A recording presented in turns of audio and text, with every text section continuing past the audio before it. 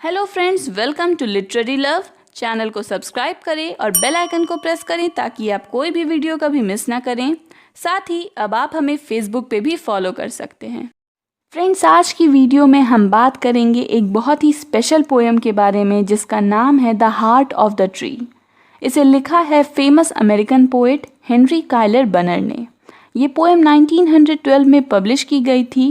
27 lines की ये poem है और 9 लाइन स्टैंजा में बांटी गई है। हर स्टैंजा की राइमिंग स्कीम है ABA BBC CAA।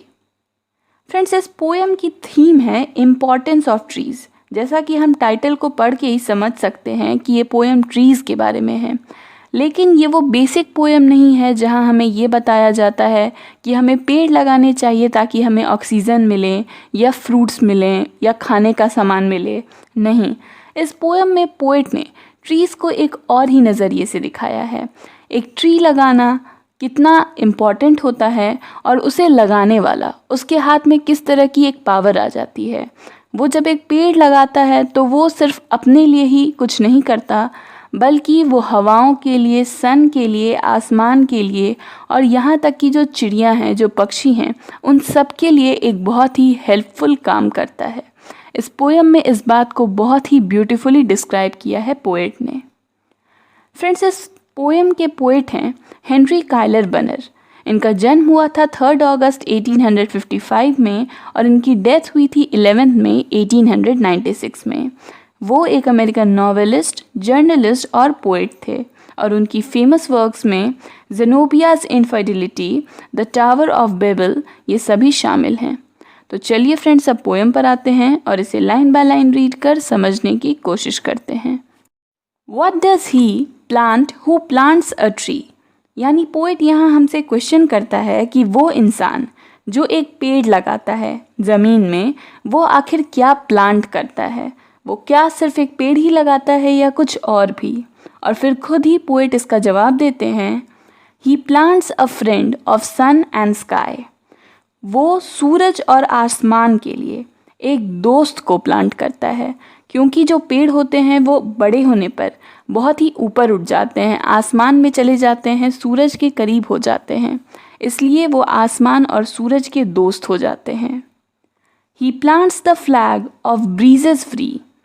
और साथ ही वो एक फ्लैग प्लांट करता है जो कि हल्की हवा चलने पर फ्रीली मूव करते हैं। जब हवा चलती है तो पेड़ के पत्ते मूव करते हैं, बिल्कुल किसी फ्लैग की तरह। The shaft of beauty towering high. Friends, shaft का मतलब होता है पोल, उस पोल जिस पर फ्लैग को लगाया जाता है।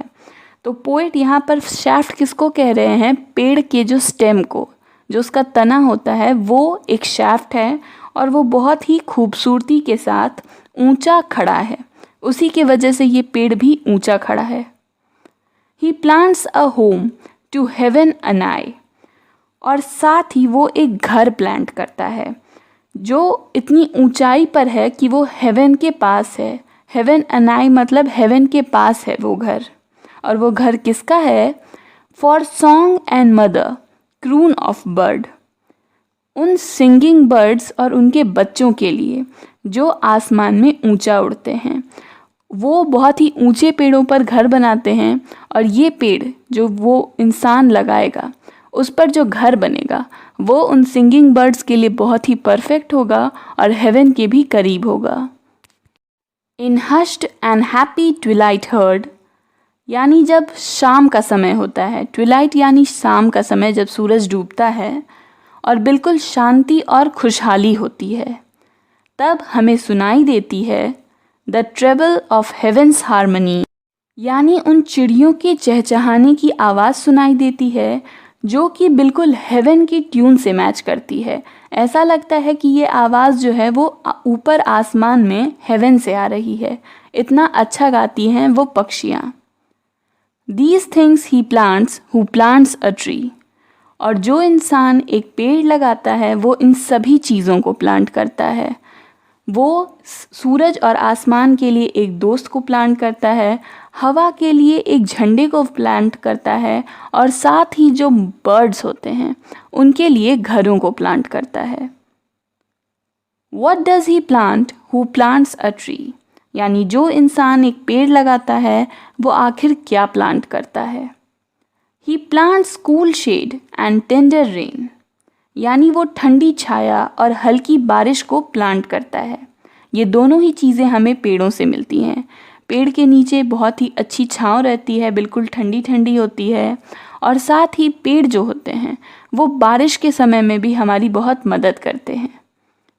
And seed and bud of days to be, और आने वाले फ्यूचर में उसके लिए हमें वो सीड्स देते हैं और बर्ड्स यानी कि कलियाँ देते हैं। ये सब भी हमें पेड़ों से ही मिलते हैं। And years that fade and flush again, और ये सीड और बर्ड्स जो हैं वो सिर्फ कुछ डेज़ के लिए नहीं हैं बल्कि आने वाले कई सालों के लिए भी हैं जो धीरे धीरे बीत जाएंगे।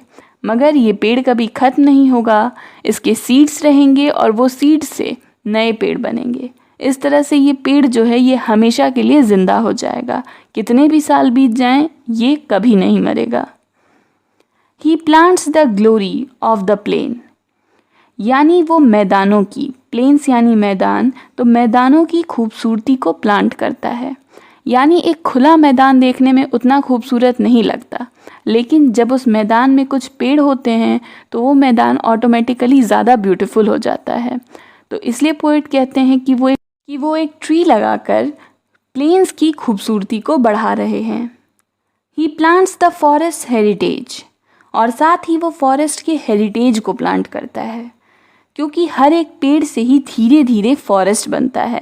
ऐसा नहीं है कि अचानक से एक दिन में एक फॉरेस्ट बन जाएगा।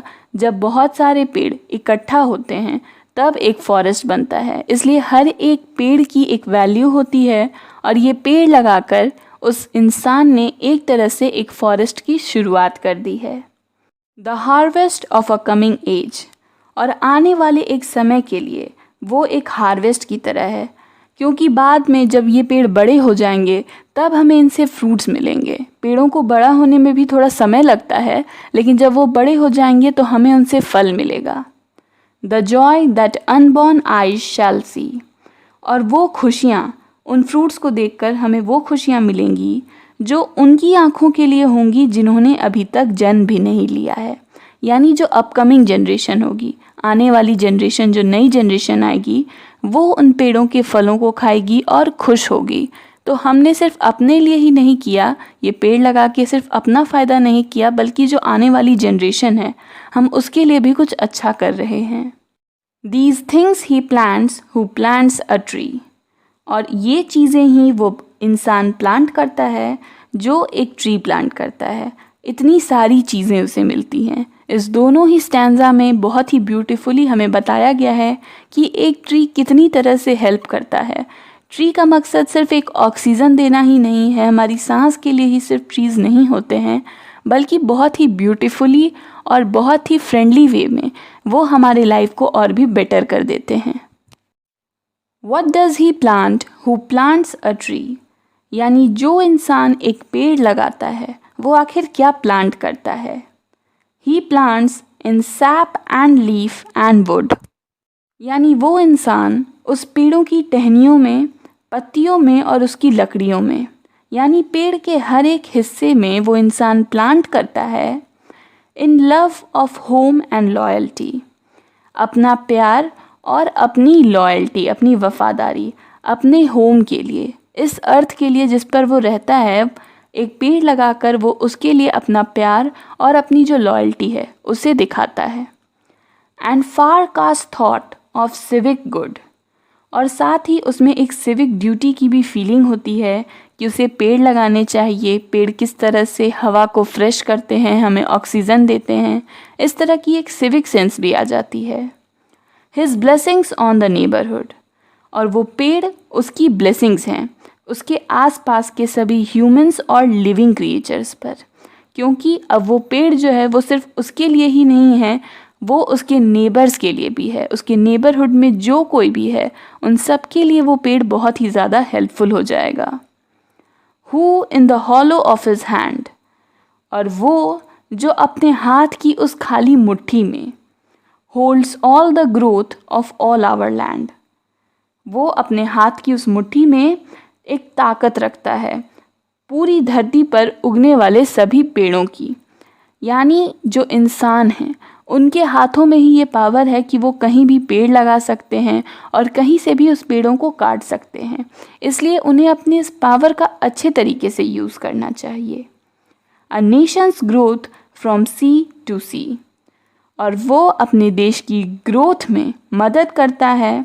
वो देश जो एक समुद्र से दूसरे समुद्र तक फैला हुआ है, अगर वो उसमें बहुत सारे पेड़ लगाता है तो एक तरह से वो अपने देश की ग्रोथ में हेल्प कर रहा है। Stirs in his heart who plants a tree, और ये प्रोग्रेस, ये फीलिंग, ये ताकत, ये सब कुछ भी जो है वो उसके दिल में होती है जो एक पेड़ लगाता है, एक ट्री लगाता है, उसे ही ये सारी फीलिंग्स आती हैं। लॉयल्टी की, लव की, अपने नेशन के लिए जो वो कर सकता है, ये सभी फीलिंग्स उसके लिए हैं जो एक पेड़ लगाता है। फ्रेंड्स, यहाँ पर ये पोएम ख़त्म होती है। पोएम बहुत ही सिंपल लैंग्वेज में लिखी गई है, बहुत ही सिंपली हम इसे समझ सकते हैं कि ये पूरी तरह से एक पेड़ उगाने के लिए है। किस तरह पोएट हमें अपनी ब्यूटीफुल लाइन से इस बात को समझाने की कोशिश कर रहा है कि हमें पेड़ लगाने चाहिए, सिर्फ इसलिए नहीं कि वो हमें ऑक्सीजन देंगे या फल देंगे, बल्कि इसलिए भी कि वो हमारे साथ साथ हमारी जो पूरी नेबरहुड है उन सब के लिए एक बहुत ही ब्यूटीफुल एटमॉस्फेयर को क्रिएट करेंगे। तो फ्रेंड्स, ये थी हेनरी कायलर बनर की poem the heart of the tree.